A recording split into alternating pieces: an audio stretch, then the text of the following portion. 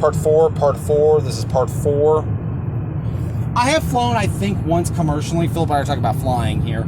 I think we flew from Texas to Oklahoma once to visit my grandmother years ago. I think so. Mom told me about it. I think her only memory was I cried the whole flight. Oh, yeah? Well, It was like 2. I didn't know any better. I've flown a lot domestically. Well, of course you've flown. And I've flown internationally quite a bit.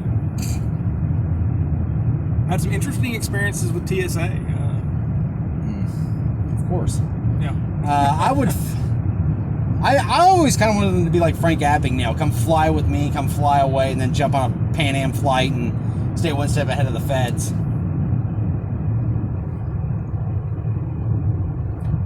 Yeah. Let's see, what was the one about?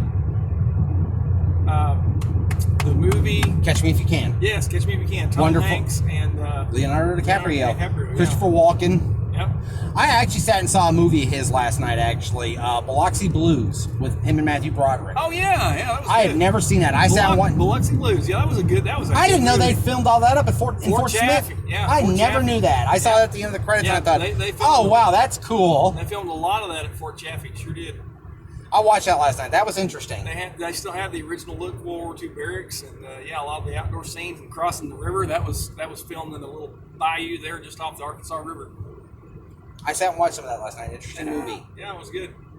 But it's one of those late night binges. I couldn't sleep. I think I went to bed early and then ended up getting up in the middle of the night and it was on, so I sat and watched it for a while. I got you. I'm a night owl. I sleep in the afternoon and I watch TV late at night. Yep. I understand. Really? You understand? I do. I mean, I used to be a bit of a night owl. I'm still more of a night person than I am a morning person. But Oh, I'm a morning person. Just fill me up full of coffee and Diet Dr. Pepper and glucose tablets and I'm fine. I will actually pour Diet Dr. Pepper in my coffee. No, I honest to goodness, I've done that.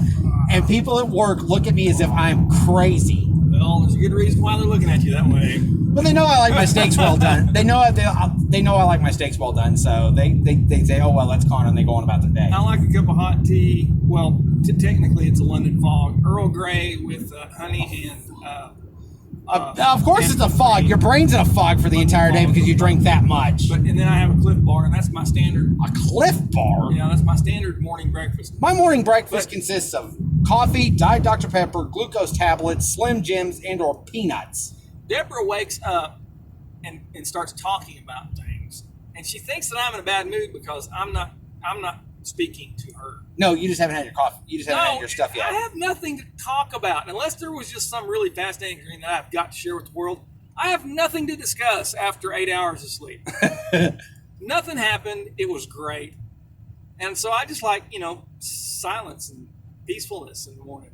But no, she wants to talk and stuff. And as long as she's just talking, I don't have any trouble with it. But when she actually wants me to affect some sort of a intelligent response, that's a whole different deal. Now, not that early in the morning. Now you're requiring brain cells to fire that have not fired in at least 10 hours, and they're just not waking up yet. Brain cells fire for me after only about 4 hours of sleep a night. All right. But of course, I get like 5 or 5 hours. I get like 5 or 6 hours of sleep after work every day too. Longest stretch you've had without sleep? Probably day and a half. Day and a half? Yeah. Day and a half, 54 hours.